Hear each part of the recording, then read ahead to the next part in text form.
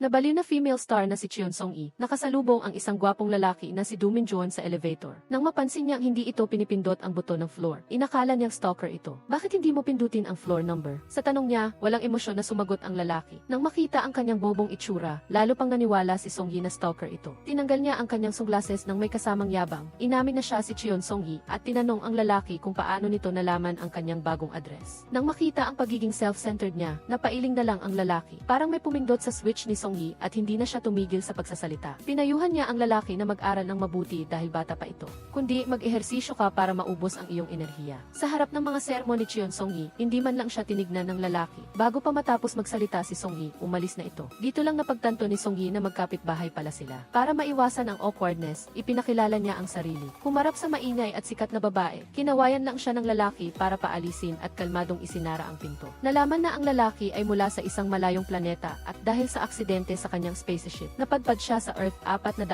taon na ang nakakaraan. Hindi lang siya may mukhang hindi tumatanda, mayroon din siyang kakaibang kapangyarihan. Lahat ng sensory organs niya ay, pakiramdam niya ay 7 beses na mas malakas kaysa sa normal na tao. Kahit ang tunog ng patak ng tubig, naririnig niya. Kaya't ang baliw na babaeng kalilipat pa lang, na si Cheon Song-yi, ay hindi natutulog sa hating gabi at maingay na kumakanta, na nagpapabaliw kay Professor Do Min-joon. Hindi na niya ito nakayanan at bumangon siya para katukin ang pinto nito. Sinabi niya kay Song-yi na pangit ang boses niya. Sumagot naman si Song-yi na noong umaga ay tinawag siyang walang pinag-aralan ng netizens at gusto niya lang kumanta para maglabas ng galit, tapos tinawag pa siyang pangit kumanta ng lalaki. Nang makita ang pamumula ng mga mata ni Song-yi at mukhang maiiyak na, naisip ni Professor Do na sobra ang kanyang nasabi. Sasabihin na sana niya ang paumanhin nang bigla siyang pigilan ni Song-yi. Humiga si Song-yi sa kama at umiiyak at nagkukwento ng lahat ng nangyari sa kanya, at lahat ng sinasabi niya ay malinaw na naririnig ni Professor Do Min-joon na nagdulot sa kanya ng kaunting pagsisisi. Iniulat ng media na ginagamit ni Cheon Song-yi ang kanyang pagiging artista para makapasok sa universidad para sa specialized studies, ngunit bihira siyang pumapasok sa klase. Sa ilalim ng utos ng kanyang management company, wala siyang nagawa kundi bumalik sa universidad para sa klase. Pagkababa pa lang niya ng kotse, naging sentro na agad siya ng atensyon sa buong universidad. Lubos niyang kinagigiliwan ang pakiramdam na pinagtutuunan siya ng pansin. Ang kanyang mga kaklase ay nag-uunahan na magpa-selfie kasama siya. Ang mga lalaking kaklase ay sobrang tuwa nang makita ang kanilang iniidolong goddess, samantalang ang mga babaeng kaklase naman ay nag-uusap-usap tungkol sa kanyang hitsura.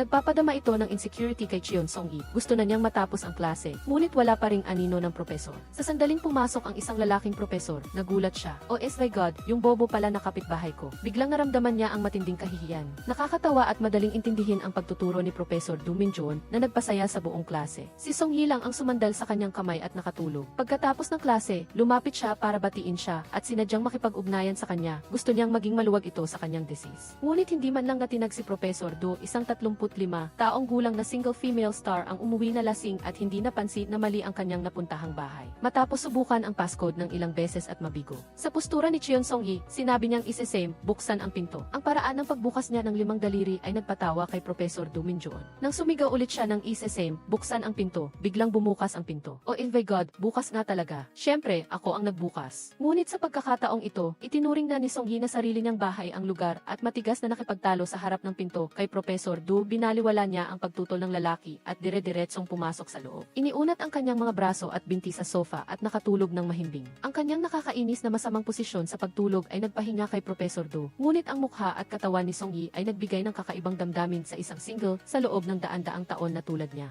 Minadali niya itong kinuha ang kumot at kinumutan siya. Sa sandaling iyon, tumunog ang telepono ni Cheon Song-yi. Ang tumatawag ay ang kanyang manliligaw na si Lee Hui-kyung. Nang malaman niyang lasing at natutulog si Song-yi sa bahay ng kapitbahay, agad na tumakbo si Hui-kyung papunta doon. Nagdududa siya na may ginawang masama si Professor Do Min-joon kay Song-yi at hiniling kay Professor Do na ibigay ang kanyang telepono para tingnan. Sa narinig, hindi na lang umimik si Professor Do. Habang nagtatalo ang dalawa, nagising si Song-yi at sinabing pi ang init. Oh my God, natutulog ako. Nang makitang gising na si Song-yi, agad siyang dinala ni Hui-kyung sa kanyang bahay. Sa puntong iyon, nakita ni Professor Do ang balikat ni Song-yi na nakalabas, kaya ginamit niya ang kanyang kakaibang kapangyarihan para ayusin ang kanyang damit. Pagkatapos nito, napabuntong hininga si Professor Do. Bakit ko ba inaalala ang estrangherang ito? Kinabukasan, naghahanda na si Professor Do Min-joon para sa klase nang hindi sinasadyang makita ang pitaka ni Cheon Song-yi na nahulog malapit sa sofa. Kuryoso niyang binuksan ito at nagulat siya sa nakitang litrato sa loob. Si Song-yi pala ang batang babae na hinahanap niya sa loob ng 400 taon at siya rin ang batang babae na nailigtas niya 12 taon na ang nakakaraan. Hindi na siya makapaghintay na makita si Song-yi, kaya't baliw siyang nagmamaneho sa daan, binabaliwala ang lahat ng traffic rules. Sa oras na iyon, nagme-makeup si Song-yi, ngunit dahil sa kalasingan kagabi, nasusuka siya ngayon. Hindi niya nakinaya at dali-dali siyang tumakbo sa banyo, kung saan hindi niya sinasadyang nakasalubong ang kanyang kanyang karibal na si Han Yura. Kapag nagkikita ang mga magkalaban, hindi talaga sila masaya.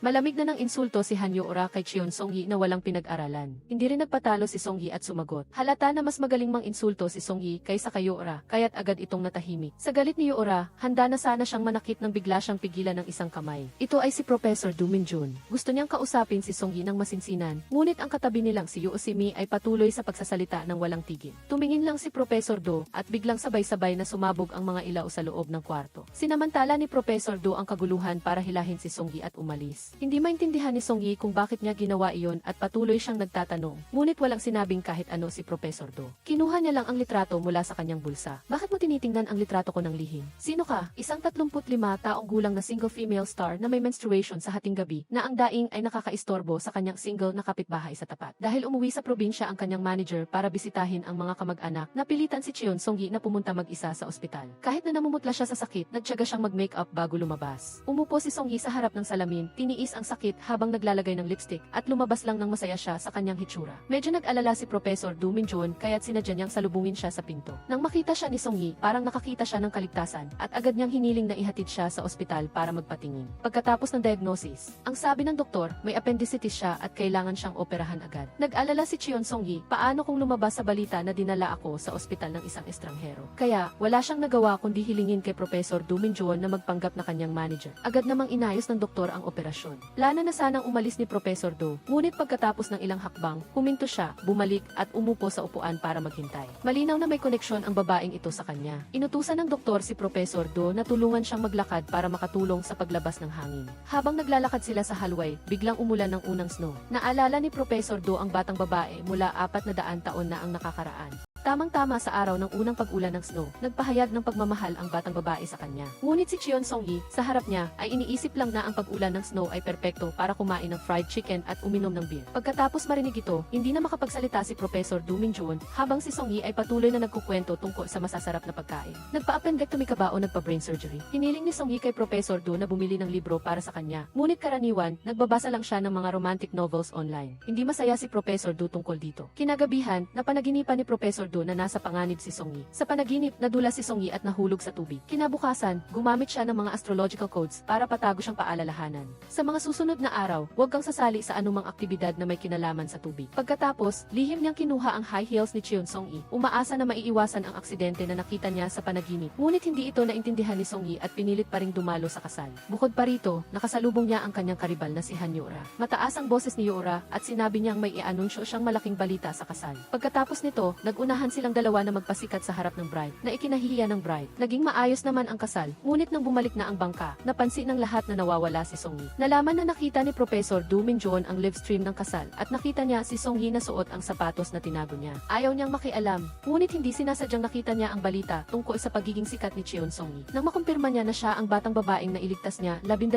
taon na ang nakakaraan, ginamit ni Professor Do Min-jun ang kanyang kapangyarihan at lumitaw sa bangka. Bago pa mahulog sa tubig si Song-yi, pinahinto niya ang oras at inalalayan siya papasok sa isang silid. Sa oras na ito, si Lee Hwi-kyung ay naghahanap sa bawat silid. Pagkatapos ng ilang paghahanap, sa wakas ay nakita niya si Song-yi na natutulog ng mahimbing sa isang silid. Si Hwi-kyung, nagalit at balisa, ay agad na ginising si Song-yi at inalalayan ang lasing na si Song-yi pababa ng bangka. Sa oras na ito, hindi pa alam ni Song-yi kung anong nakakatakot na panganib ang haharapin niya paggising niya kinabukasan. Ang 400 taong gulang na single. Gamit ang kanyang kapangyarihan upang patigilin ang oras, iniligtas niya ang female star na si Cheon Song-yi mula sa pagkahulog sa tubig at dinala siya sa isang silid sa bangka upang magpahinga. Nang tingnan niya ang babaeng may koneksyon sa kanya sa loob ng 400 taon, hindi niya maiwasang magdamdam. Nang aalisin na sana niya ang kanyang kamay, niyakap ni Song-yi ang kanyang leeg. Si Professor Do Min-jun, na nabuhay ng mahigit 400 taon, ay unang beses na nakadama ng lambot ng labi ng isang babae. Sobrang kinakabahan siya na ang kanyang puso ay malakas na tumitibo. Dahan-dahan namang nagmulat si Song-yi at nagkatitigan silang dalawa. Nabaliw ka na ba? Plano na sana ni Professor Do na magpaliwanag, ngunit dahan-dahang inilagay ni Song-yi ang kanyang kamay sa labi niya. Inakala niyang panaginip lang iyon at pagkatapos ay hinalikan niya ang leeg ni Professor Do nang umalis na si Professor Do.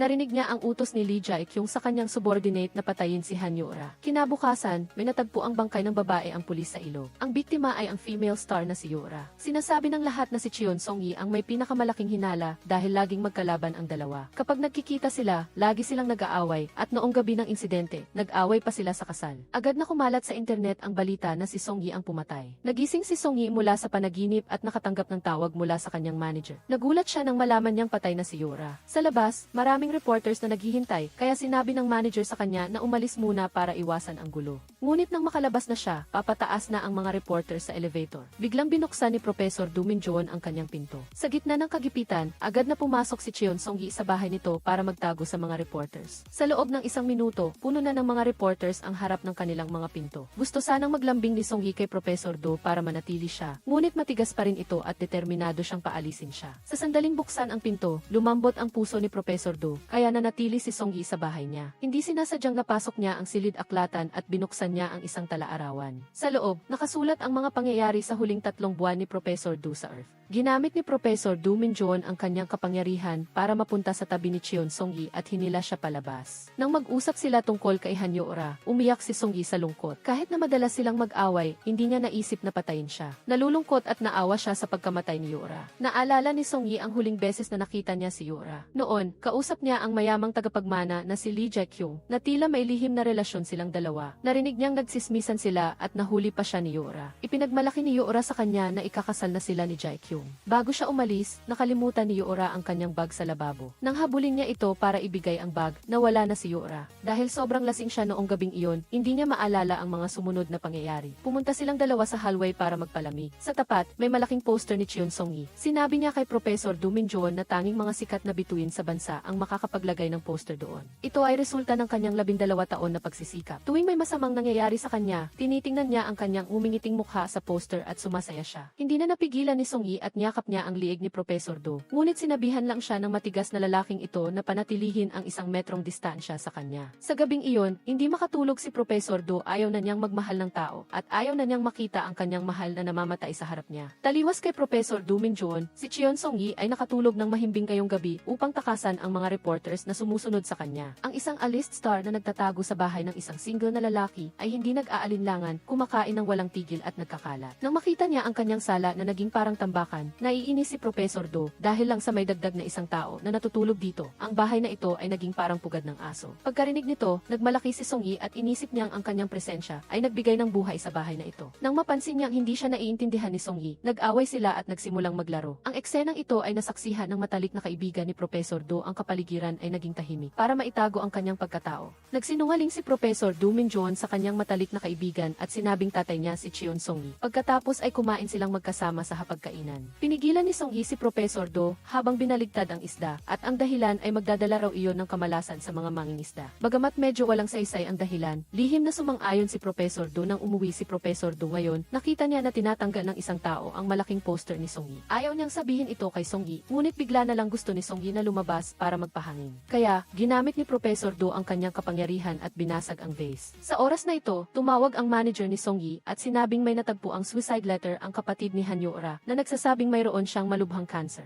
Sa imbestigasyon ng pulisya, ang pinakamadalas nilang naririnig ay ang tungkol sa madalas na pag-aaway ni Cheon Song-gi at Han Yora. Kahit na hindi si Song-gi ang pumatay kay Yora, naniniwala pa rin ang mga fans na siya ang dituwirang dahilan ng pagkamatay ni Yora. Nang makitang lumalala ang sitwasyon, ayaw nang magtago ni Song-gi. Gusto niyang magdaos ng press conference para sabihin sa lahat na hindi siya ang pumatay. Sa sobrang galit ni Song-gi, hindi niya napansin na natapakan niya ang nabasag na salamin. Dali-dali siyang binuhat ni Professor Do Min-joon at inilagay sa upuan. Ngunit sa sandaling iyon, nakalimutan ni Song-gi ang sakit at nalunod sa matinding pagsisisi. Hindi niya maisip kung anong mangyayari sa mga susunod na araw kung talagang namatay si Yora dahil sa kanya. Paano siya mabubuhay? Hindi ikaw ang pumatay sa kanya, kaya huwag kang mag-isip ng kung ano-ano at huwag kang gagawa ng kung ano-ano. Magpakabait ka at manatili ka sa isang lugar. Pagkatapos sabihin ito, tumalikod si Professor Do Min-joon. Pagkatapos ng ilang sandali, bumalik siya na may dalang first aid kit at disinfectant. Nang makita niyang hindi maayos ang paggamot ni Song-gi sa kanyang sugat, wala siyang nagawa kundi umupo at gamutin ito para sa kanya. Tahimik na pinanood siya ni Song-gi. Ito ang unang pagkakataon na naramdaman niya na may nagmamalasakit sa kanya. Matapos ihatid si Song-gi, tiningnan niya ang walang laman na sofa at nakadama siya ng kaunting lungkot. Sa tuwing kumakain siyang mag-isa, naaalala niya si Song-gi na pinipigilan siyang baliktarin ang isda, kaya hindi niya sinasadyang ititigil ang kanyang ginagawa. Pupunta siya sa balkonahe kung saan sila nag-usap. Sa tuwing nakikita niya ang nabaklas na billboard, hindi niya maiwasang tumingin sa bahay ni Song-gi. Nababaliw ka na ba? Bakit mo siya iniisip? Pagbalik ni Song-gi sa ahensya, nalaman niyang kinakansela ng lahat ng brand at crew na nakikipagtulungan sa kanya ang kanilang kontrata. Upang protektahan ang kanyang huling karangalan, pumunta siya sa lahat ng advertising company at crew at naghanap ng mga dahilan para tanggihan ang pakikipagtulungan sa kanila. Ang pagkamatay ni Hanyo Ora ay nagpabagsak sa karera ni Song Yi, ngunit hindi doon natapos ang lahat. Nalaman ng assistant ni Jae-kyung na nasa kamay ni Song Yi ang bag ni Hanyo Ora na naglalaman ng isang EXP na napakadelikado para sa kanya. Upang mabawi ang EXP, inaya ni Jae-kyung si Song Yi sa basement ng parking lot. Nagkataong nakita ni Professor Do si Jae-kyung. Naramdaman niyang pamilyar ito, ngunit hindi maalala kung saan sila nagkita. Sa sandaling iyon, natagpuan ng pulisya si Professor Do dahil nakita ang kanyang anino sa bangka noong namatay si Hanyo Ora. Gusto siyang dalhin ng pulisya sa istasyon para sa investigasyon. Muling nalagay sa panganib si Song Yi. Habang nakaupo si Professor Do sa kotse ng pulis, naalala ng pulis ang singsing sa kanya na pagtanto na si Jae-kyung ang lalaki sa yete. Nagmamadaling bumaba siya sa kotse at tumakbo pabalik sa bahay. Sa ilalim ng taklob ng kotse, ginamit niya ang kanyang kapangyarihan para bumalik sa bahay sa isang iglap. Buti na lang at dumating si Hwi-kyung para hanapin si Song Yi, kaya ligtas siya.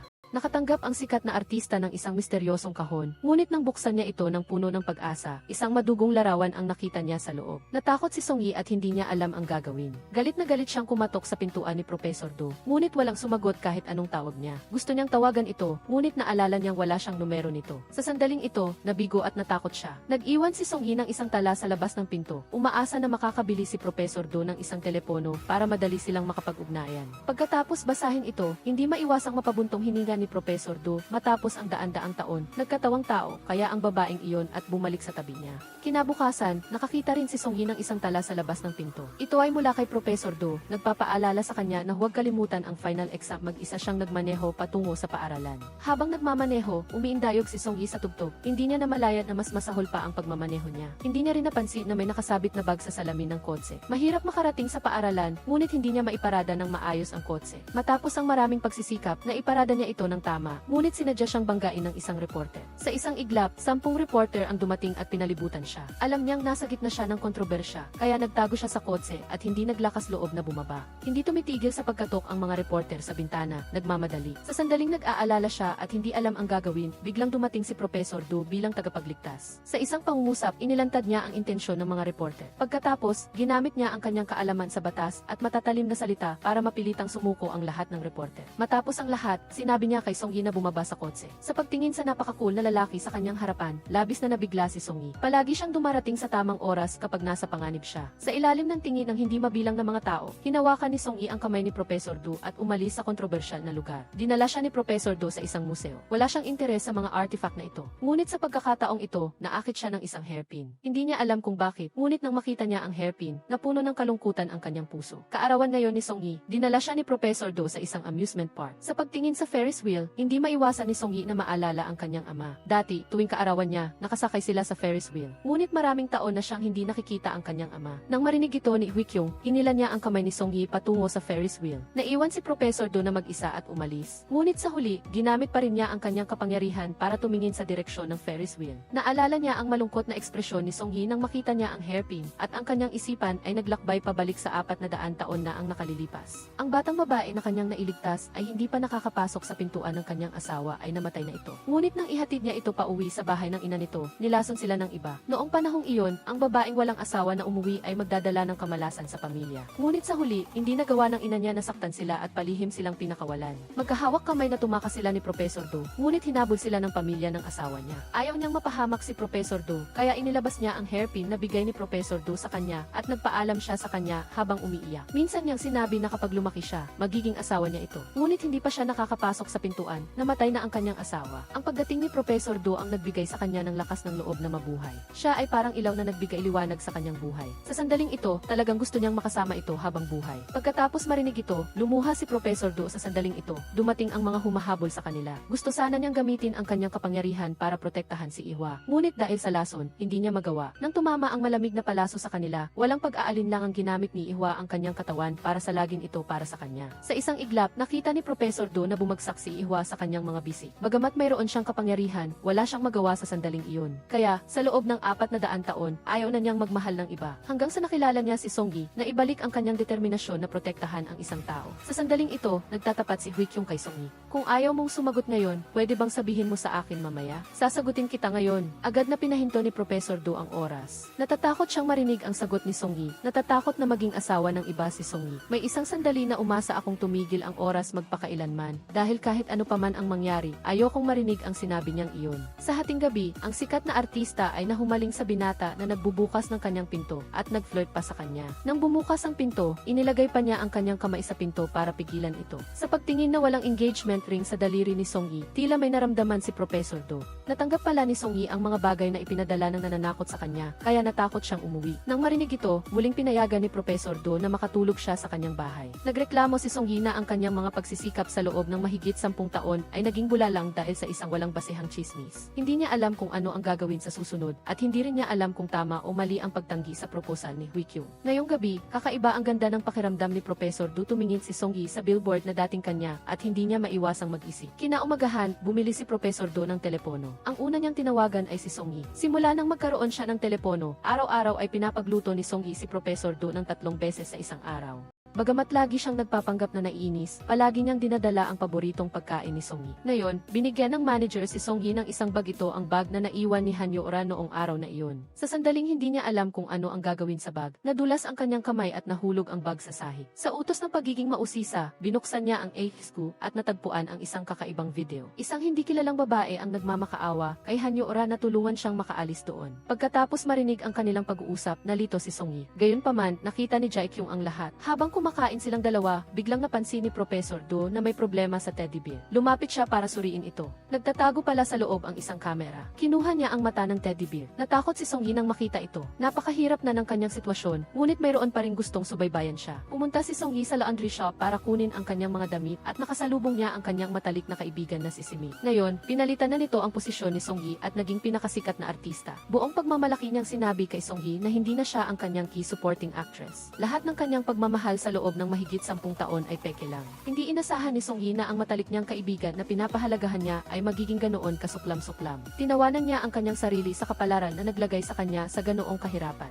Ngunit dahil dito, nakita niya ang tunay na kalikasan ng tao. Naguluhan si Song-yi habang lumalabas sa tindahan. Napansin ni Professor Do ang isang taong nakasuot ng itim sa rooftop na may masamang balak. Sa sobrang takot ni Song-yi, nawalan siya ng malay. Ginamit ni Professor Do ang kanyang kapangyarihan para pigilan ang salarin. Nagulat si Song-yi nang mangyari ang insidente. Nakita kong nakaupo ka sa kotse. Paano mo ako nailigtas ng ganoon kabilis? Hinarap ang tanong ni Song-yi, sinabi lang ni Professor Do, nagkamali ka lang ng tingin at pagkatapos ay pumunta siya sa istasyon ng pulisya para mag-ulat. Pagkaalis ni Professor Do, isang lalaki ang palihim na pumasok sa kwarto ng ospital. Walang kamalay-malay si Song-yi at unti-unti siyang nawalan ng malay. Inamin ng umaatake ang tungkol kay Song-yi. Ang mga bagay na natanggap ni Song-yi kamakailan ay galing sa kanya, ngunit hindi siya naglagay ng surveillance camera. Nang marinig ito, may masamang pakiramdam si Professor Do nang gamitin niya ang kanyang kapangyarihan para pumunta sa kwarto ng ospital. Nawawala na si Song-yi. Sa sandaling iyon, nakatali siya sa isang kotse na walang preno at sa harap ay isang bangin. Hindi siya tumitigil sa pagtawag sa pangalan ni Professor Do. Sa sandaling ito, ginagamit ni Professor Do ang kanyang kapangyarihan para hanapin si Song-yi sa lahat ng dako. Pagkatapos ng paghahanap, sa wakas ay narinig niya ang sigaw ni Song-yi para sa tulong.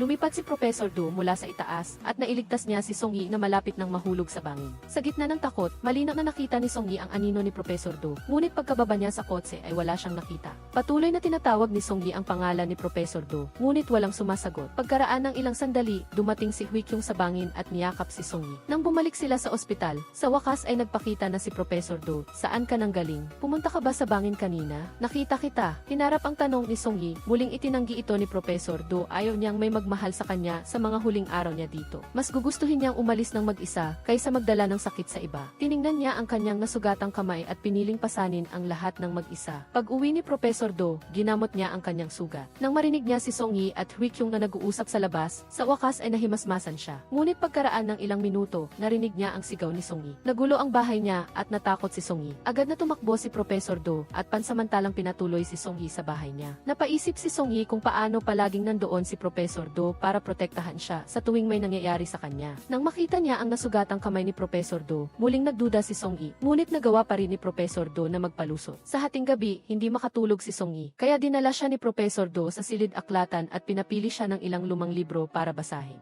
Ngunit isang picture book lang ang gusto niya. Nakahiga si Song-yi sa kama at seryosong binasa ang bawat pahina. Isang malumanay at babaeng boses ang umalinggaw sa kanyang tenga. Professor Do, ilang beses pa ba akong magpapaalam ng hindi nakapagpaalam? Habang nakikita si Song-yi na unti-unting nakatulog, muling nagbukas ang puso niya. Maaga pa lang, namili na si Professor Do ng seafood. Si Song-yi naman ay naghahanap ng payong sa bahay at aksidenteng nakita niya ang kanyang high heels. Sa sandaling iyon, dumating si Professor Do sa bahay. Tinukso ni Song-yi si Professor Do na may kakaiba siyang hilig. Sumakit ang ulo ni Professor Do nang marinig ito. Pagkatapos kumain, nag-alok si Song Yi na maghugas ng plato. Ngunit pagkatapos ng isang segundo, nabasag niya ang isang plato. Ang ingay ng basag ay nagpadugo sa puso ni Professor Do. Ito ay isang artifact na may mahigit 400 taong kasaysayan. Ngunit hindi pa tapos. Nag-alok si Song Yi na maglinis at ang resulta ay isa pang aksidente. Sa puntong ito, galit na galit si Professor Do na hindi siya makapagsalita. Gayunpaman, walang kahihiyang sinabi ni Song Yi na papalitan niya ito ng parehong-pareho. Pagkatapos sabihin ito, nagpatuloy siya sa paglilinis. Hindi natiis ni Professor Do na makita ang kanyang mga artifact na muling mapahamak, kaya agad niyang niyakap si Song Yi. Ang matalik na kilos na ito ay nagparamdam sa kanila ng kakaibang damdamin. Sa pagtingin sa BSB na nakuha mula sa bahay ni Song Yi, naramdaman ni Professor Do na may panganib na papalapit. Ngayon, inanyayahan ni Song Yi si Professor Do na uminom ng alak. Ngunit naisip niyang magiging pabaya siya sa paggamit ng kanyang kapangyarihan kapag nakainom siya, kaya agad siyang tumanggi. Sinabi ni Song Yi kay Professor Do na na-diagnose siya na may extreme dependence sa kanya, ngunit wala naman itong interes sa kanya. Hindi makapaniwala si Song Yi na wala siyang karisma kay Professor Do. Gusto niyang gamitin ang 15 segundo para ipakita ang kanyang pagiging kaakit-akit kay Professor Do noong una. Hindi gumalaw si Professor Do. Ngunit pagkatapos ng ilang sandali, naakit siya. Ngayong gabi, hindi makatulog si Song Yi. Patuloy siyang nag-aliw sa sarili na ito ay isang hindi mapigilang damdamin sa pagitan ng dalawang matatanda. Hindi rin nakatulog si Professor Do. Mabilis ding bumilis ang tibok ng puso niya. Pagkatapos ng 5 oras, uminit ang buong katawan niya at hindi niya mapigilan ang pagyanig ng kanyang katawan. Sinabi niya kay Song Yi na huwag itong lumapit. Hindi alam ni Song Yi kung bakit nagkaganoon si Professor Do at tinukso niya ang sarili niya na para siyang virus na nagkasakit kay Professor Do dahil sa paghihirap ni Professor Do. Gusto siyang dalhin ni Song Yi sa ospital para magpagamot. Ngunit direkta siyang tinanggihan nito na ikinabigla ni Song Yi. Gusto sana niyang gamitin ang basang tuwalya para palamigin si Professor Do. Ngunit itinulak din siya nito. Inakala ni Song Yi na nahihiya ito dahil sa halik at tinanong niya kung iyon ba ang una nitong halik. Iyon ang una mo. Paano nangyari? Ang tanda mo na.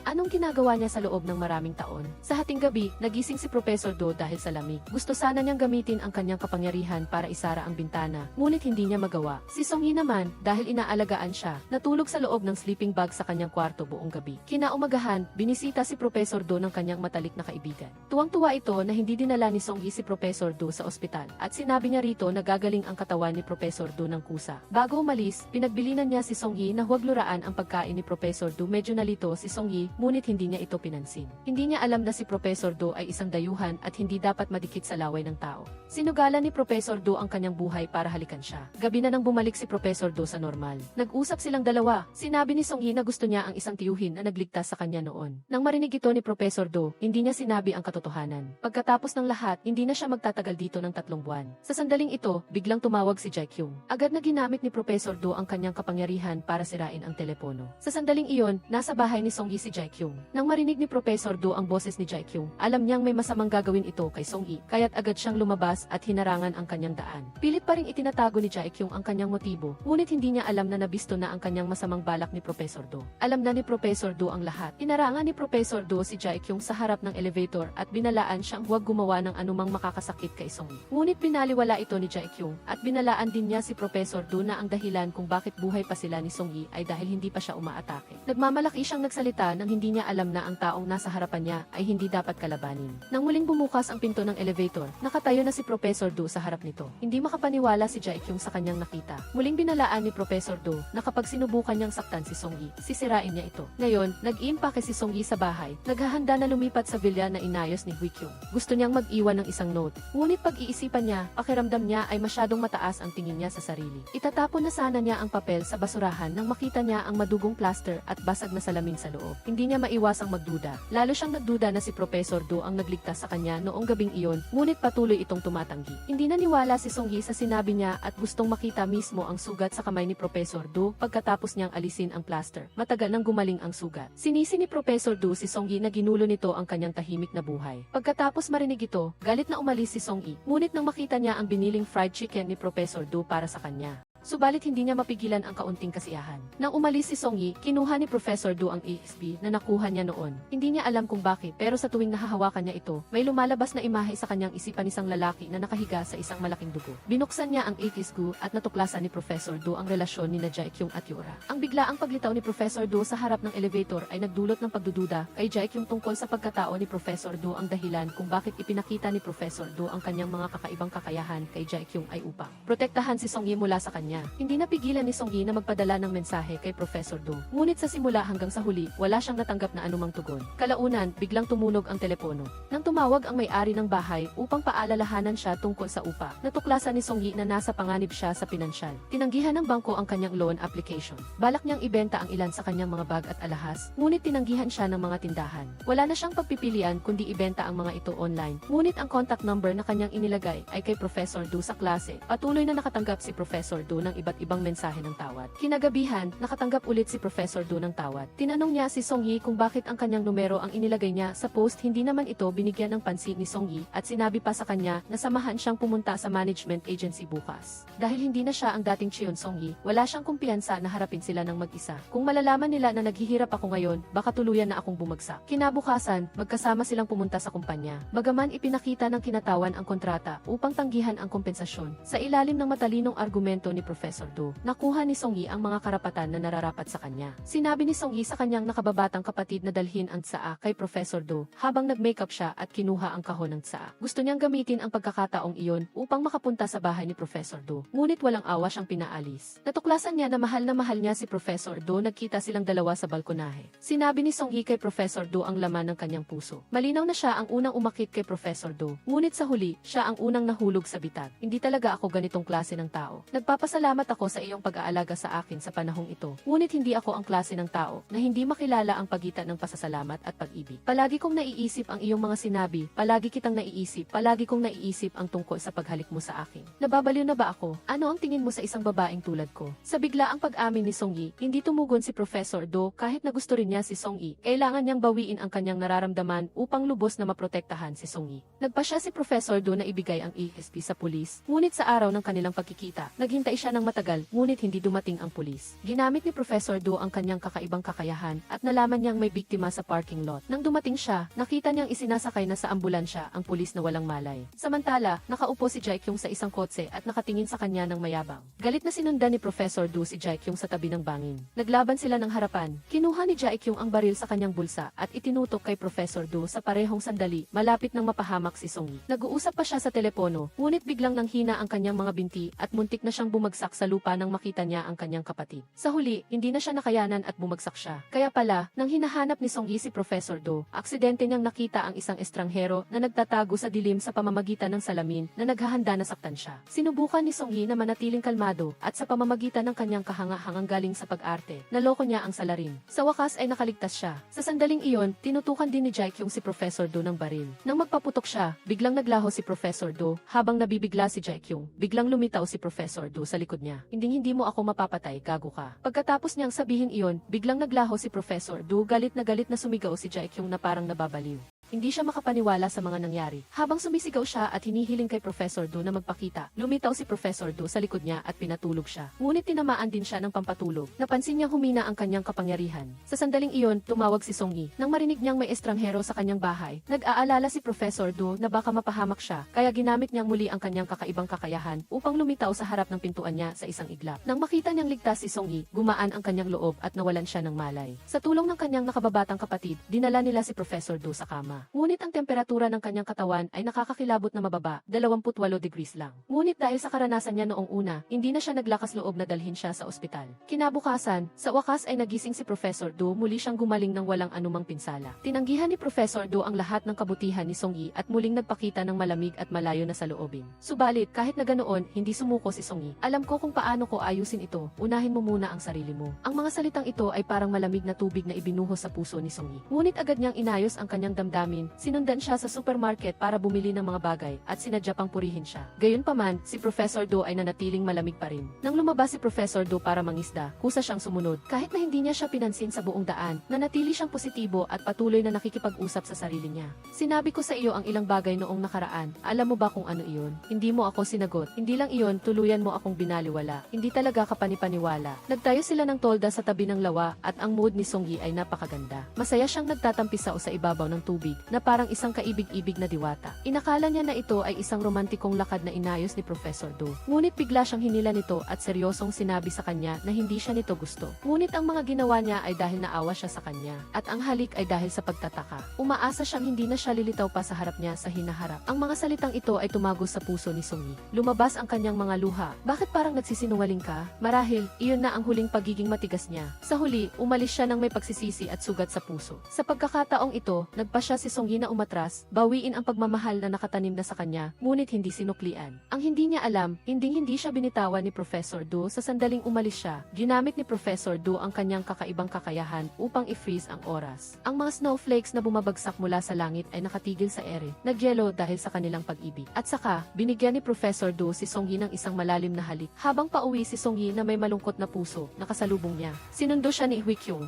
Nakita niya si Song Yi na lumuluha dahil sa ibang lalaki at labis na nasaktan ang kanyang puso. Sa loob ng 15 taon, hindi mabilang na beses siyang umiyak dahil sa pagtanggi ni Song Yi. Sa sandaling ito, biglang naramdaman ni Song Yi ang nararamdaman ni Hui Kyung. Tinawagan ni Professor Do ang kanyang matalik na kaibigan. Alam niya na ang pinakamalaking hiling ni Song Yi ay ang makasama ang kanyang minamahal hanggang sa tumanda sila. Ngunit mayroon na lamang siyang mas mababa sa 3 buwan bago siya umalis. Kaya naman, hindi niya siya mabibigyan ng anumang pag-asa. Ang kanyang mga kakaibang kakayahan ay humihina rin. Marahil ay malapit na siyang umalis. Ngayong gabi, pagkatapos uminom ni Song Yi ng labis, nagising siya at natuklasan niya. Kinagabihan, tumawag siya kay Professor Do ng higit sa 0 beses at nagpadala ng hindi mabilang na mensahe. Gumawa pa siya ng eksena sa harap ng bahay nito. Ngayong gabi, habang naghahanda si Professor Do na tumawid sa kalsada, bigla niyang nakita ang EXP sa kanyang kamay. Ang eksena sa panaginip ay muling lumitaw sa kanyang isipan. Pagkatapos nito, biglang lumitaw ang isang itim na luxury car at binangga siya. Ang single na celebrity na babae ay pumasok sa bahay ng isang lalaki sa hating gabi at nakitang nakahiga ang lalaki sa isang malaking dugo. Napapaos na si Song Yi sa kakasigaw. Dahan-dahang iminulat ni Professor Do ang kanyang mga mata at sinabi kay Song Yi na huwag siyang dalhin sa ospital. Kaya't wala siyang pagpipilian kundi tawagan ang matalik na kaibigan nito. Sa tulong ng kanyang matalik na kaibigan, binigyan si Professor Do ng paunang lunas. Mula nang makilala niya si Song Yi, tumataas ang posibilidad na masaktan si Professor Do. Hindi na matiis ng kanyang matalik na kaibigan na makita siyang nasasaktan. Kaya sa huli ay sinabi niya kay Song Yi ang balita na malapit na siyang umalis at pinayuhan siyang talikuran ang pag-ibig na ito. Habang nakatingin si Song Yi kay Professor Do na nakahiga sa kama, labis na sumakit ang kanyang puso. Ang mga tuyong bulaklak at damo ay tila nagbabadya ng kalungkutan.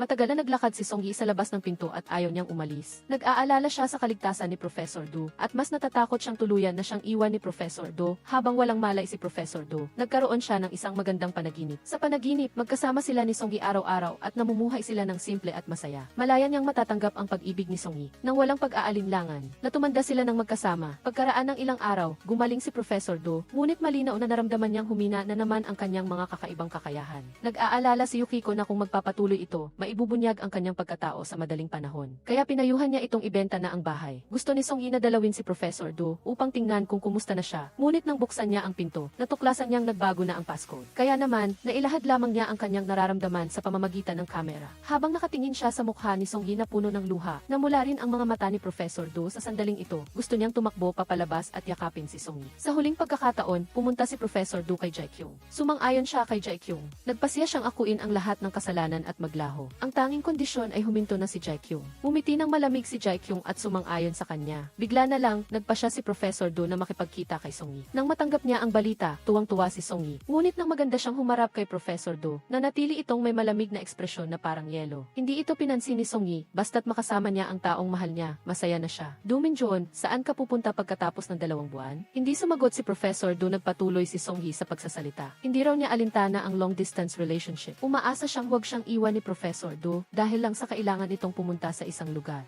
Kahit na walang ipinakita si Professor Do, ang kanyang puso ay parang nag-aalborotong dagat. 2 buwan o kahit 1 buwan, gusto ko lang siyang makasama. Hindi bale kung mamatay ako dito. Dinala ni Professor Do si Song Yi sa museo. Sa harap ng napakapamilyar na hairpin, sinabi ni Professor Do sa kanya ang lahat ng kanyang mga lihim. Siya ang nagligtas kay Song Yi 12 taon na ang nakakaraan. Ang dahilan kung bakit niya ginawa iyon ay dahil kamukha niya si Yihua mula sa 400 taon na ang nakakaraan, kaya nagkaroon siya ng ilusyon. Bukod pa rito, isa siyang alien na nabuhay sa Earth ng higit sa 400 taon. Hindi naniwala si Song-yi sa sinabi ni Professor Du at gusto niyang ihatid siya nito pauwi. Ngunit sa sumunod na sandali, ipinakita ni Professor Du ang kanyang kakaibang kakayahan upang basagin ang display case. Gusto niyang gamitin ang kanyang pagiging alien upang takutin si Song-yi para tumakas. Dati, ginamit niya ang kanyang kakaibang kakayahan upang iligtas ang isang dumaan, ngunit sa halip ay dinala ng taong iyon ang mga sundalo upang arestuhin siya at inakala siyang isang demonyo. Nang sabihin niya ang kanyang tunay na pagkatao sa kanyang matalik na kaibigan, natakot din ito at tumakas. Simula noon, hindi na niya sinabi sa kahit sino ang kanyang pagkatao. Ngunit sa pagkakataong ito, upang putulin ang kanyang relasyon kay Song-yi, muli niyang sinabi ang kanyang pagkatao. Natulala si Song-yi sa loob ng ilang segundo at pagkatapos ay hinawakan ang kanyang braso. Wala siyang pakialam sa kanyang tunay na pagkatao. Gusto lang niyang malaman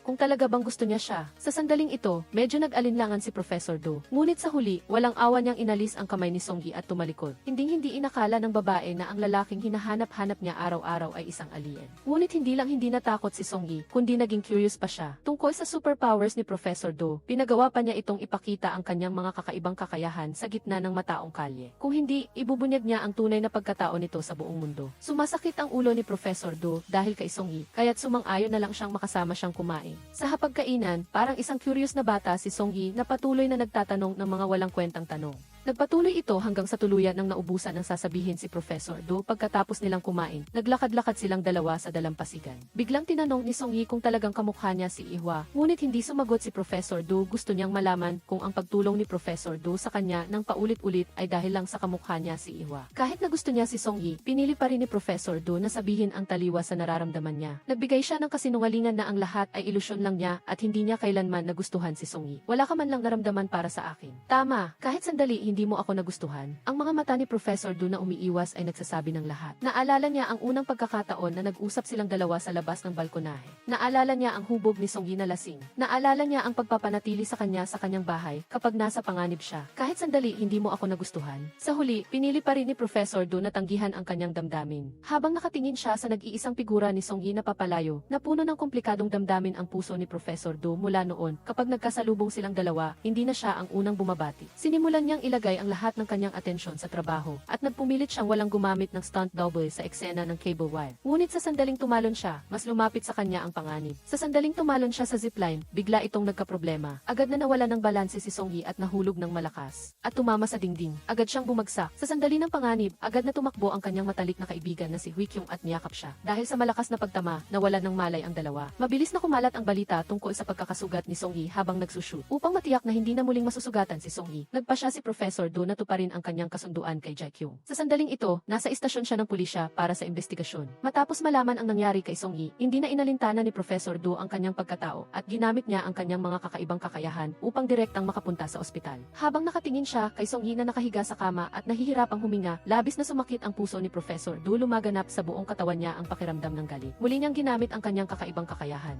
Agad siyang nag-teleport sa opisina ni Jae-kyung. Sa sandaling ito, ang galit ay bumalot sa isipan ni Professor Du. Nakaramdam ng takot si Jae-kyung. Gusto niyang pindutin ang alarm button, ngunit ang lahat ng bagay ay biglang itinapon palayo ng kakaibang kakayahan ni Professor Du. Mabilis niyang sinakaal si Jae-kyung at idiniin siya sa dingding. Hahayaan kitang maramdaman ang takot kapag papalapit na ang kamatayan. Agad niyang dinala si Jae-kyung sa bubong. Gusto niyang patayin si Jae-kyung sa parehong paraan na sinaktan niya si Song-yi. Ngunit bumiti ng malamig si Jae-kyung. Kaya pala, nasagap niya ang usapan na kung gagamitin ni Professor Du ang kanyang kakaibang kakayahan upang pumatay, mamamatay din siya. Kaya, sigurado si Jae-kyung na hindi maglalakas loob si Professor Du na gawin iyon.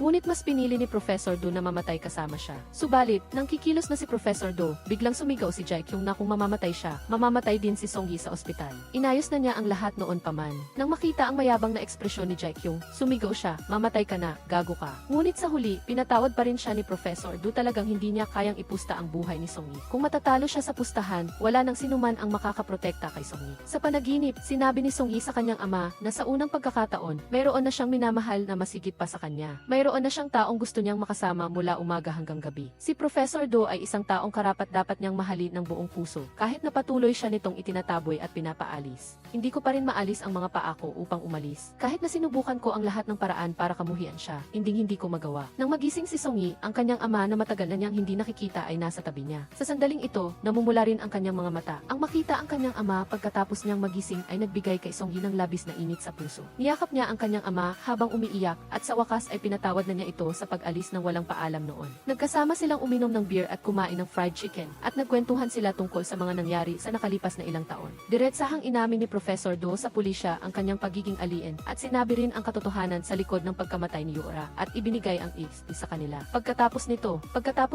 nangako rin siyang tutulungan ang pulisya na mahuli si Jae-kyung. Ang 400 taong gulang na binata na walang pag-ibig ngayon ay walang pakialam sa pagkain dahil sa isang babae. Nang makita ang chismis sa online tungkol sa engagement ni Song-yi at Hyung, biglang nagselo si Professor Do. Ang nasa isip niya ay ang larawan ni Song-yi. Kinuha niya ang telepono para mag-text, ngunit hindi niya alam kung ano ang sasabihin. Isusulat niya ito at buburahin, isusulat ito at buburahin. Ang lahat ng gusto niyang sabihin ay naging kinamiss kita, ngunit mabagal siya at hindi maglakas loob na pindutin ang T-send. Habang nag-aalangan, aksidenteng napindot ni Professor Do ang T-send button. Sa sandaling ito, sinubukan ni Song-yi na tingnan ang kanyang telepono, ngunit ginamit ni Professor Do ang kanyang kapangyarihan. At pinatigil niya ang oras, kinuha niya ang telepono ni Song-yi upang burahin ang mensaheng kanyang ipinadala, ngunit sa kasamaang palad, may password ito. Sinubukan niya ito ng ilang beses ngunit hindi siya nagtagumpay. Tumingin siya sa magandang mukha ni Song-yi at nahalina at hindi namamalayan na hinawakan niya ang buhok nito. Sa sandaling iyon, biglang nawala ang kanyang kapangyarihan at bumalik sa normal ang oras. Nagulat si Song-yi nang makita si Professor Do at pareho silang nasa isang awkward na sitwasyon. Ipinapaalala ni Professor Do sa kanya na mayroon siyang bagong mensahe. Ngunit pagkatapos buksan ni Song-yi ang telepono, pinatigil muli ni Professor Do ang oras. Maingat niyang kinuha ang telepono mula sa kamay ni Song-yi at mabilis na binura ang mensahe. Naibalik sa normal ang oras at hindi nakita ni Song-yi ang mensahe. Bagamat medyo nagduda siya, agad na nagpalit ng paksa si Professor Do. Sinabi niya kay Song-yi na kanselahin ang kontrata sa kanyang bagong ahensya. Ngunit ang linyang ito ay naglantad sa kanyang pambihirang pandinig. Naalala niya ang mga baliw na sinabi niya sa bahay at lahat ng ito ay narinig ni Professor Do ng malinaw. Sinabihan ni Song-yi si Professor Do na isang stalker at pinalayas siya sa silid. Naalala ang balita na mag-i-engage sina Song-yi at Hyung. Nakikita ni Professor Do sa kanyang harapan ang masayang magkasama. Saan man siya magpunta, nakikita niya ang masayang magkasama na nagpapahirap sa puso ni Professor Do. Hindi nagtagal ay lumabas si Song-yi sa ospital. Naghahanda siyang pumunta sa set para mag-shooting nang biglang huminto sa harap niya si Professor Do. Nag-alok na maging personal niyang manager. Bagamat hindi sumakay si Song-yi, ang kanyang katawan ay naging tapat. Ginawa ito ni Professor Do upang protektahan siya mula sa pananakit ni Jae-kyung sa lahat ng oras. Ngunit pagdating sa set, hindi pinayagan ni Song-yi na pumasok si Professor Do dati. Mariing tinanggihan ang kanyang pag-ibig, kaya ngayon ay hindi siya komportable na nagiging mabait si Professor Do sa kanya. Sa set, nakita ni Song-yi si Semi. Pinayuhan siya ni Semi na tanggapin ang pag-ibig ni Hwi-kyung. Nang makita niya ito, na si Hwi-kyung ay walang pakialam sa lahat para iligtas siya. Naunawaan niya na hindi niya mapapalitan ang pwesto ni Song-yi sa puso ni Hwi-kyung. Pagkatapos marinig ang mga salitang ito, naisip ni Song-yi na oras na upang pag-isipan ang relasyon nila ni Hwi-kyung. Naghintay siya sa set ng matagal, ngunit hindi pa rin dumarating ang kanyang eksena. Hindi kailanman tiniis ng isang malaking bituin na tulad niya ang ganitong paghihirap. Upang makabalik sa kanyang pwesto, kinailangan niyang maghintay sa dressing room. Ngunit hanggang gabi ay wala pa rin siyang eksena. Mas masahol pa, umalis sila nang hindi man lang siya sinabihan. Siya na lang ang natitira sa set. Hindi makapaniwala si Song-yi na totoo ito.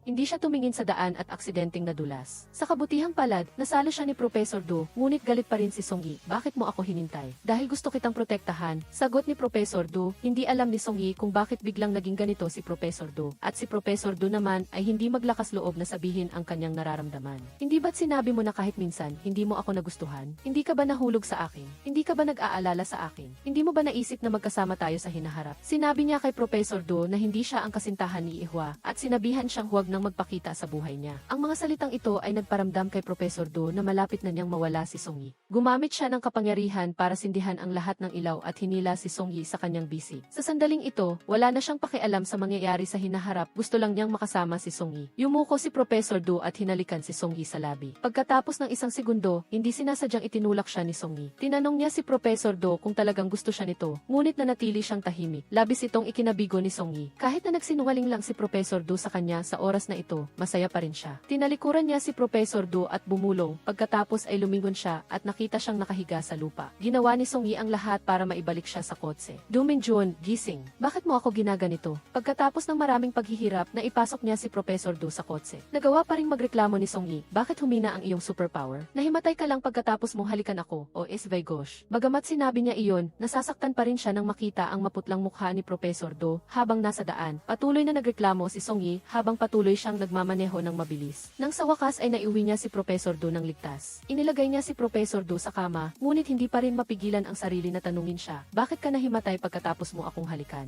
Gaano karaming lihim pa ang tinatago mo? Ngunit sa oras na ito, wala nang lakas si Professor Do para sumagot. Tinanong ulit siya ni Song-yi, hanggang saan ba ang kaya nating maging malapit? Posible bang hindi mangyari ang mga bagay pagkatapos ng halik? Inis si Professor Do sa kanya dahil masyado siyang maingay, ngunit patuloy pa rin sa pagsasalita si Song-yi. Nag-aalala siya na baka maging kakaiba ang kanilang anak sa hinaharap. Hinawakan ni Professor Do ang kamay niya at hinila siya sa kanyang yakap. Ngayon, pwede na. Alam ko na, bitiwan mo na ako, sabi ni Song-yi. Nang marinig ito, mas lalo pa siyang niyakap ni Professor Do bagamat nahihiya siya. Sa loob-loob niya ay kinikilig siya. Ngunit patuloy pa rin siyang bumubulong sa tenga ni Professor Do. Gusto niyang malaman kung para sa kanya ba ang halik o para kay Ihwa na kamukha niya. Ang hinalikan ko ay si Cheon Song-yi. Sagot ni Professor Do. Labis na natuwa si Song-yi sa sagot na ito at paulit-ulit niyang sinabihan si Professor Do na ulitin ito ng ilang beses pa. Sa gabing iyon, nagmamahalan ang dalawa. Sa wakas ay natukoy na niya ang kanyang posisyon sa puso ng kabilang panig. Kinaumagahan, napansin ni Yeon-jae na hindi umuwi ang kanyang ate magdamag. Nang tawagan niya si Song-yi, nagsinungaling siya na nagsushooting siya. Ngunit nahuli siyang lumabas sa bahay ni Professor Do. Nag-aalala si Yeon-jae na baka masaktan ang kanyang ate. Kaya pumunta siya kay Professor Do at tinanong siya kung talagang mahal niya ang kanyang ate. Ngunit pagkatapos ng ilang salita, nabili siya ni Professor Do ng isang kahon ng gatas. Nang makita ang teleskopyo sa bahay ni Professor Do, lalo siyang napanigan kay Professor Do at nakalimutan ang dahilan kung bakit siya pumunta roon. Nagbahagi si Professor Do ng maraming kaalaman tungkol sa astronomiya sa kanya. Mula noon, humanga si Yeon-jae kay Professor Do at biglang nagbago ang kanyang pananaw. Inaasahan niyang magiging mas mapagbigay si Professor Do sa kanyang ate. Sa gabi, mahinang tinawag ni Song-yi si Professor Do mula sa balkonahe na nais lang na malaman kung mayroon nga siyang pambihirang pandinig. Pagkaraan ng isang segundo, lumabas talaga si Professor Do. Naramdaman ni Song-yi na kakaiba ito. Ngunit alam ni Professor Do na niloloko siya nito, kaya agad siyang bumalik sa loob. Hindi ako lumabas para subukan ka, kundi dahil namimiss kita, sabi ni Song-yi. Nang papasok na si Song-yi sa loob, biglang lumitaw si Professor Do sa harap niya. Kinurot niya ang pisngi ni Song-yi at inulit ang sinabi niya. Naglaro ang dalawa sa balkonahe.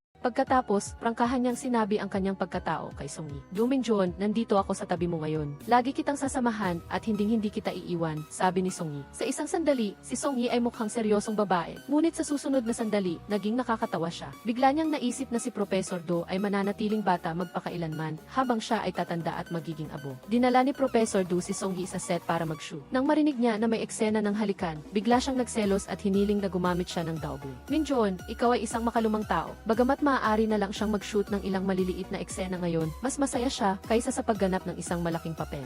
Dahil palaging nasa tabi niya si Professor Do para protektahan siya, umaasa siya na mananatili siya sa tabi niya. Nang makita niya itong bumalik bilang ang kinikilalang Cheon Song-yi sa set, tinanggap ni Song-yi ang panayam ng mga reporter. Hiniling sa kanya na ibahagi ang kanyang mga tip kay Semi kung paano maging sikat. Dapat ka lang maging kasing ganda ko, sagot niya. Pagkatapos maghintay ng matagal, sa wakas ay dumating na ang eksena ni Song-yi. Ngunit sadyang pinahirapan siya ng direktor. Isang eksena kung saan siya gumugulong sa isang burol. Pinagsalihan siya ng direktor ng maraming beses. Sa huli, napagpasyahan niyang gamitin ang unang take. Hindi na nakayanan pa ni Professor Do, kaya't ginamit niya ang kanyang kapangyarihan para turuan siya ng leksyon. Kinailangan niyang maghintay hanggang hating gabi para sa susunod na eksena. Buti na lang at nasa tabi niya si Professor Do. Naglaro siya ng baraha kasama ang ibang cast at crew. At lihim na ginamit ni Professor Do ang kanyang kapangyarihan para tulungan siyang manalo ng maraming beses. Ito ang unang pagkakataon na nasiyahan siyang maghintay para sa kanyang eksena. Hanggat kasama niya ang taong mahal niya, handa siyang maghintay buong magdamag. Sa malamig at manyebe na gabi, sumandal si Song-yi sa balikat ni Professor Do at naisip ang kanilang hinaharap na buhay. 100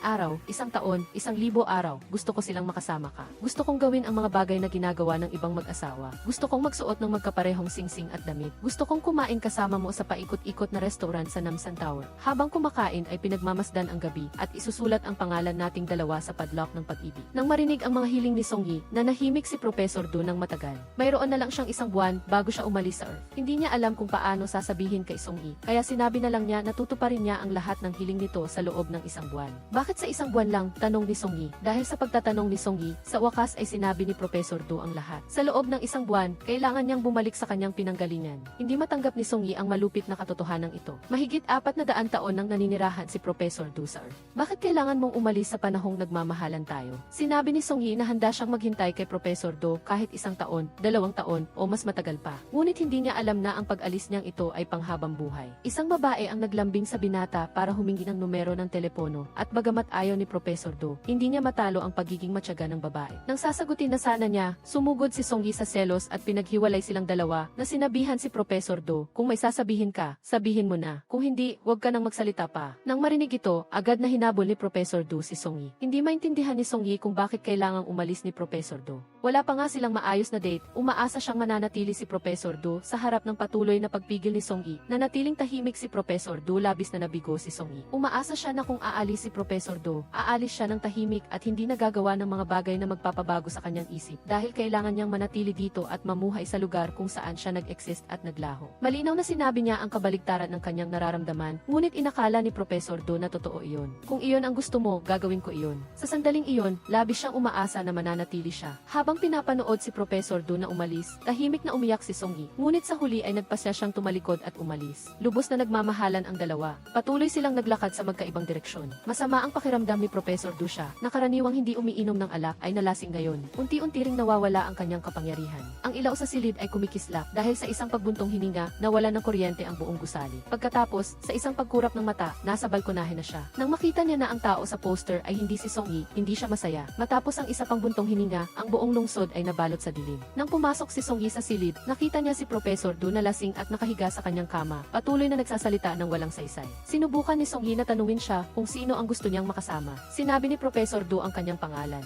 Lubos na natuwa si Song Yi nang marinig ito. Nang magising si Professor Do kinaumagahan, labis siyang nagulat. Siya, na kinasusuklaman ang mga lasing, ay naging lasing din, gusto niyang umalis ng tahimik, ngunit nahuli siya ni Song Yi. Biglang naging awkward ang atmosphere. Tinukso siya ni Song Yi sa isang biro at habang hindi siya nakatingin, hinalikan siya nito sa labi. Bago pa siya makareact, pinalayas na siya ni Song Yi. Hindi maintindihan ni Professor Do kung ano ang nangyari. Sinabi ni Song Yi na gusto niya lang na maramdaman niya ang kanyang naramdaman noon. Sa wakas ay naunawaan ni Professor Do kung gaano nasaktan si Song Yi. Sa sandaling iyon, biglang gustong pumasok ng nanay ni Song Yi sa silid. Sinabi niya kay Professor Do na gamitin ang kanyang kapangyarihan at umalis agad.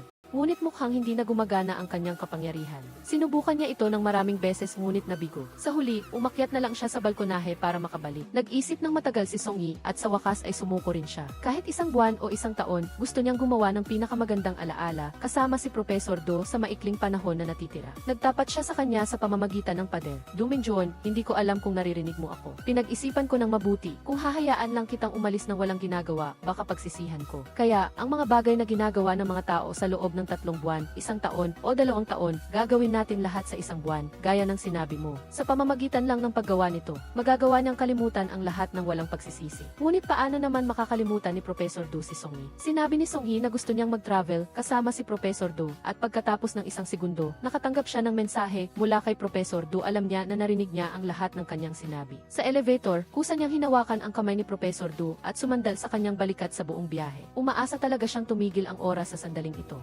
Magkasama silang nag-practice ng lines sa tabi ng mainit na fireplace at gumawa ng kape. Kahit 1 segundo, ayaw ni Song Yi na mahiwalay kay Professor Do. Kapag umalis siya ng kaunti, agad siyang hahanapin ni Song Yi sa lahat ng dako. Natatakot siyang aalis si Professor Do ng tahimik. Nang makita siya ni Professor Do na ganito, ninais niyang manatili na lang dito. Kahit na mamatay siya dahil dito, okay lang sa kanya. Sa gitna ng pagbagsak ng snow, mahigpit na nagyakapan ang magkasintahan. Sa pagkakataong ito, hindi na sila maghihiwalay. Sa gabing iyon, magkayakap silang natulog ng mahimbing. Kinaumagahan, paggising ni Song Yi, agad niyang nakita si Professor Do na nagpasaya sa kanya. Hiniling niya na gamitin niya ang kanyang kapangyarihan para buhatin siya. Sinubukan ito ni Professor Do, ngunit mukhang hindi ito gumagana ng maayos. Nagreklamo si Song Yi na mahina ang kanyang kapangyarihan. Hindi sumuko si Professor Do at sinubukan pa ito ng ilang beses. Ngunit nalaman niyang hindi pa rin ito gumagana. Medyo nag-alala si Song Yi tungkol sa huminang kapangyarihan ni Professor Do at naisip na bigyan siya ng deer antler para bumalik ang lakas. Bagamat sinabi ni Professor Do na ito ay dahil hindi siya nakatulog. Ngunit sa loob, alam niyang malapit na ang araw ng kanyang pag-alis. Pag-uwi, sinubukan ni Professor Do ang kanyang kapangyarihan ng ilang beses at nalaman niyang hindi na niya ito magamit ng maayos tulad ng dati. Si Song Yi naman ay iniisip lang si Professor Do at patuloy na tinatawag ang kanyang pangalan. Alam niyang naririnig siya ni Professor Do, kaya patuloy siyang naglalambing at tinatawag ang kanyang pangalan sa loob ng silid. Gusto ni Professor Do na gamitin ang kanyang kapangyarihan para pumunta sa tabi niya, ngunit sa kasamaang palad ay nabigo siya. Nag-focus siya at sinubukan ulit, ngunit sa halip ay na-teleport siya sa gitna ng mataong kalye. Nang hindi siya nagpapakita, tinawagan siya ni Song Yi para tanungin kung nasaan nakaraan na siya. Walang magawa si Professor Do kundi tumakbo pa uwi ng walang sapatos. Kinaumagahan, nang magising si Professor Do, gusto niyang subukan ulit. Sa pagkakataong ito, gumana na ulit ang kanyang kapangyarihan. Kaya na niyang kontrolin ang mga bagay. Gusto niyang tawagan si Song Yi para ipagyabang ito. Ngunit nalaman niya na wala siya sa bahay. Sa sandaling iyon, sumusubok si Song Yi ng isang magandang damit pangkasal. Gusto niyang magpakasal kay Professor Do sa lalong madaling panahon. Tuwang-tuwa si Yeon Jae sa kanyang magiging bayaw. Hindi lang siya nangakong tutulungan si Professor Do na kumbinsihin ang kanyang nanay, kundi dinala rin niya siya para makilala ang kanilang tatay. Labis na uminom ang tatlong lalaki. Lasing na lasing si Professor Do at aksidenteng ginamit ang kanyang teleportation power. Nagulat si Yeon Jae sa kanyang nakita. Ngunit sa isang sandali, ginamit muli ni Professor Do ang kanyang kapangyarihan para kumuha ng tubig.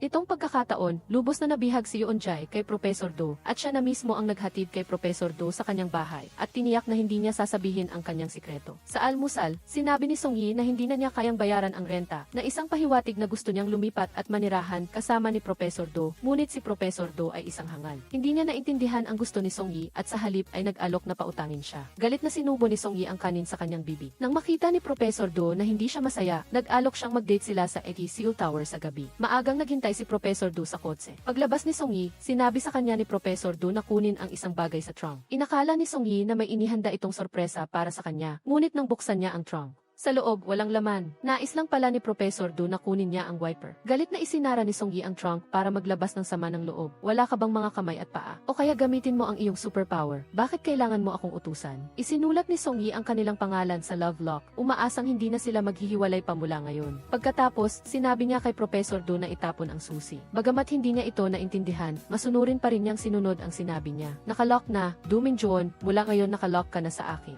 Lubusan na tayong magkasama. Sabay silang nag-enjoy sa masarap na pagkain sa umiikot na restaurant. Biglang napansin ni Song Yi na may tinutulak na bulaklak ang waiter. Nagmadali siyang itaas ang kanyang kamay at kinawayan siya. Ngunit sa pagkakataong ito, muli siyang nabigo. Kumakain pa rin si Professor Do ng steak na parang walang nangyari. Pauwi na sila, patuloy na nagrereklamo si Song Yi. May masamang nangyari ba sa iyo ngayon? Wala, nakalock na ang love lock, nakakain na rin kami. Ano pa ang ikakagalit ko? Sa araw na iyon, binuksan ni Song Yi ang diary ni Professor Do para basahin. Sa loob nito nakasulat ang mga pangyayari sa pagitan nila mula sa una nilang pagkikita hanggang sa kanilang pag-ibig. Ang lahat ng kalungkutan sa kanyang puso ay biglang naglaho. Ngunit habang nagpapatuloy siya, lalong bumigat ang kanyang pakiramdam. Pagdating niya sa huling pahina, basang-basa na ng luha ang kanyang mukha. Sa wakas, naintindihan na niya. Kung piliin ni Professor Do na manatili, hindi magtatagal ay matatapos na ang kanyang buhay. Ngayon lang niya naintindihan kung gaano kamakasarili ang hangarin niyang manatili si Professor Do sa kanyang tabi at kung gaano kalalim ang pag-ibig nito para sa kanya. Sa katunayan, matagal nang naghanda si Professor Do ng singsing sa kasal at sinanay pa nga niya ang pag-aalok ng kasal sa loob ng kanyang silid ng maraming beses. Plano niya sana na bigyan siya ng sorpresa noong gabing iyon, ngunit sa huling sandali ay umatras siya dahil hindi siya sigurado kung gaano pa siya katagal makakasama ni Song Yi. Kaya, sa sandaling buksan ni Song Yi ang trunk, pinahinto niya ang oras at pinalitan ang sorpresa na inihanda niya para sa kanya ng wiper. Nabasa ni Song Yi sa diary na kung mananatili si Professor Do sa mundo, hindi magtatagal. Mamamatay siya. Hinanap niya ang matalik na kaibigan ni Professor Do para kumpirmahin ito. Nag-alinlangan sandali ang matalik na kaibigan, ngunit sa huli ay tumango at sinabing tama. Sinabi pa niya kay Song Yi na matagal nang mahal siya ni Professor Do, ngunit hindi lang siya naglakas loob na magtapat. Siya mismo ang nagdala sa lahat ng sakit para lang hindi siya masaktan. Sa pagkaalam sa katotohanan, bumuhos ang luha sa kanyang mukha. Nahanap ni Hui Kyung ang ebidensya na pinatay ni Jae Kyung ang kanyang kapatid. Nakipagtulungan kay Professor Do upang ilantad ang kanyang mga kasinungalingan at pagkatapos ay isinuko siya sa pulisya. Kasabay nito, nahuli rin nila ang sekretarya na tumutulong sa kanya sa mga gawain.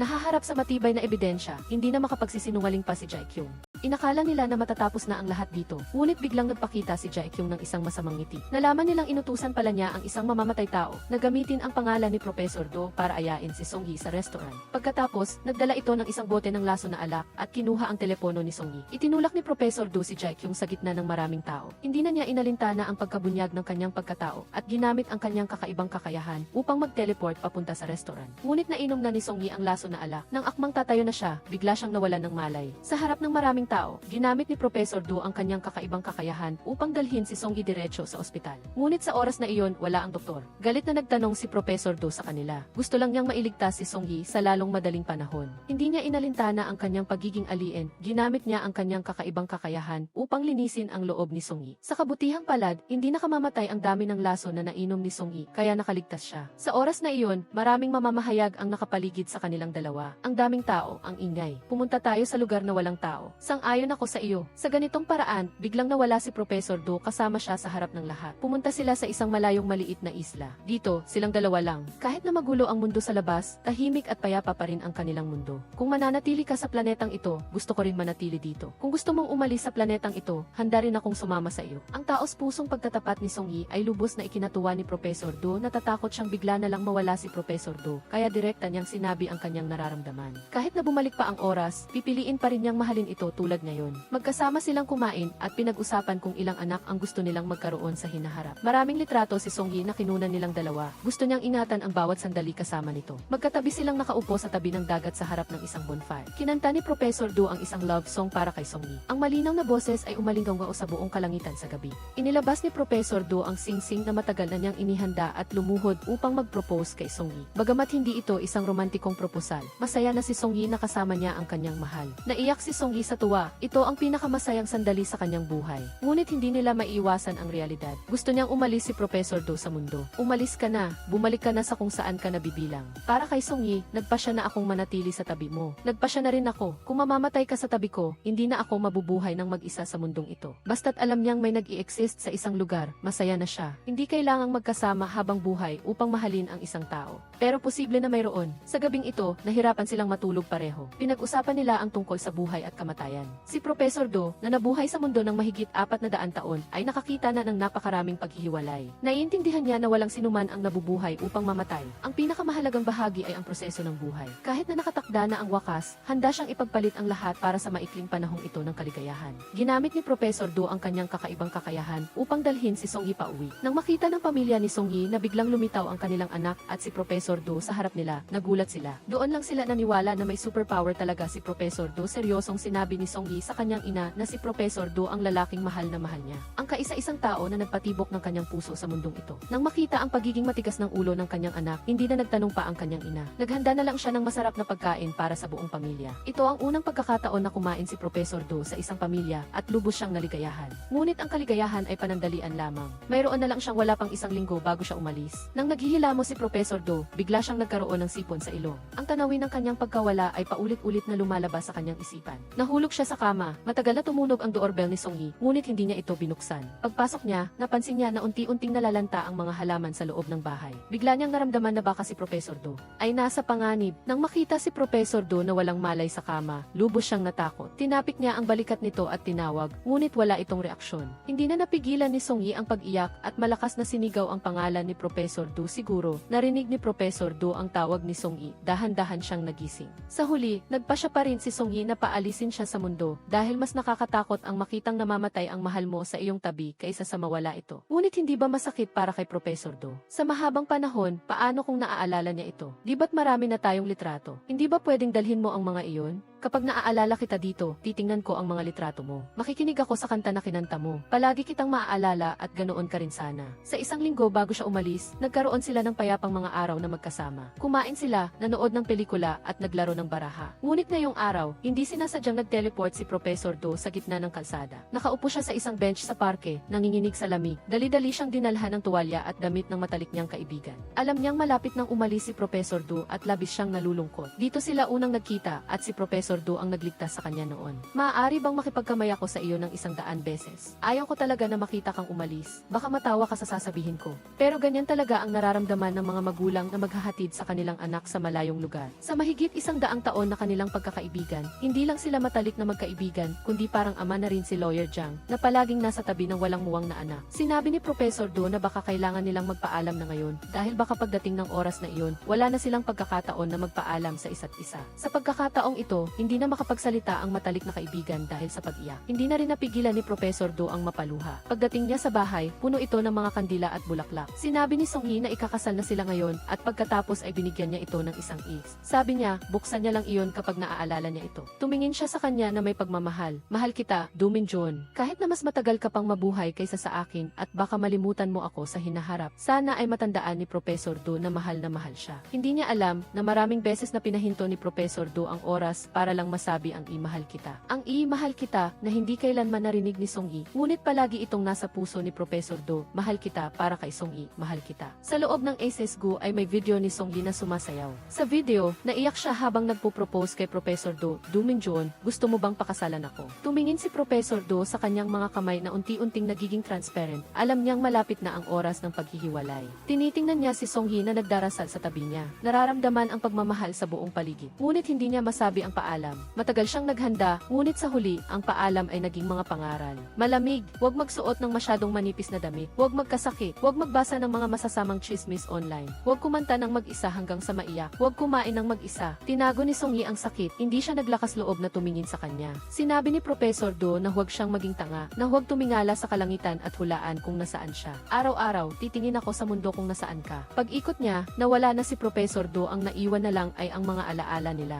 Kahit na magpunit-punit ang kanyang lalamunan sa pag-iyak, hindi na niya makikita muli ang kanyang minamahal. Mula nang umalis si Professor Do, laging malungkot si Song-yi. Palagi niyang nakikita ang imahe nito. Tinitingnan niya ang bawat litrato nilang dalawa at umaasa na makikita niya muli ang lalaking ito na kanyang kinasasabikan. Kahit nakasama niya si Hui Kyung at ang kanyang pamilya, pakiramdam pa rin ni Song-yi ay nag-iisa siya. Ngayon, napansin niyang nabuhay muli ang mga tuyong halaman. Nakaramdam siya ng ginhawa, ngunit nalungkot din ang mga halaman ay konektado sa kapalaran ni Professor Do. Maingat niyang hinaplos ang mga dahon at kinausap ang mga ito. Sana ay marinig ni Professor Do ang kanyang puso, na saan man siya. Nag-iisa siyang naglalakbay sa mga lugar kung saan sila nagkasama. Naaalala niya ang matatamis na sandali nila. Gusto niyang maghanap ng bakas niya sa mga lugar na ito. Naalala niya ang kanilang kasunduan. Plano nilang mag-date sa Seal Tower upang ipagdiwang ang kanilang 100th day anniversary. Hindi niya alam kung gaano na siya katagal naghihintay. Ngunit isang pamilyar na anino ang lumitaw sa harap niya. Tumulo ang luha sa kanyang pisngi, ngunit hindi nagtagal, nawala na naman siya. Hindi na niya alam kung totoo ba iyon o isang guni-guni lamang. Sa isang iglap, lumipas ang 3 taon. Si Song-yi ay isa pa ring sikat na artista na sinasamba ng marami. Ngayon, habang nagsushoot siya, nakita niya si Professor Do sa gitna ng maraming tao. Agad siyang lumakad patungo roon. Isang segundo lang ang nakalipas, nawala na naman siya. Kahit na lumipas na ang 3 taon, hindi nabawasan ang pagmamahal ni Song-yi kay Professor Do. Sa halip ay lalo pa siyang nangungulila. Ang pakiramdam na parang nasasakal siya ay nagpapahirap sa kanyang paghinga. Naanyayahan si Song-yi na dumalo sa isang event sa pelikula. Ang kanyang puting damit at magandang katawan ay umakit sa atensyon ng lahat. Siya ang pinakamagandang reyna sa lugar. At sa sandaling iyon, biglang huminto ang oras. Lumabas si Professor Do mula sa gitna ng maraming tao sa isang cool na paraan. Tinanggal niya ang kanyang jacket at isinuot kay Song-yi. Sinabi niya, sabi ko sa iyo, huwag kang lalabas na nakasuot ng masyadong revealing. Hindi makapaniwala si Song-yi. Napuno ng luha ang kanyang mga mata at niyakap niya si Professor Do. Naghalikan sila ng may matinding pagmamahal. Sa sandaling iyon, biglang nawala ang kakaibang kakayahan. Nagulat ang lahat nang makita silang naghahalikan at nagsimulang kunan ng litrato ang matamis na eksena. Ngunit pagkaraan ng ilang sandali, biglang nawala si Professor Do sa harap ng lahat. Sa pagkakataong ito, naniwala si Song-yi na hindi iyon guni-guni. 3 taon na ang nakalipas, dinala si Professor Do sa isang lugar na parang wormhole. Pagkatapos niyang magpagaling, patuloy siyang naghahanap ng paraan para makabalik sa mundo. Ngunit ang bawat paglabas niya ay napakaikli. Kaya, ang mga nakita ni Song-yi ay hindi mga guni-guni. Bagamat hindi pa niya nahahanap ang paraan para manatili sa mundo ng permanente. Ngunit humaba ang oras na manatili siya. Minsan, magkasama silang nagbabasa ng libro. Pagkatapos ng isang segundo, biglang nawala si Professor Do. Ngunit hindi na nalulungkot si Song-yi. Dahil alam niya na babalik si Professor Do o kaya naman, nasa isang malayo siyang lugar sa kalawakan ngayon, tinitingnan siya. Kahit na mahirap ang buhay, matamis ang pag-ibig. Naway mahanap din ng mga nanonood ng video na ito ang kanilang sariling kaligayahan.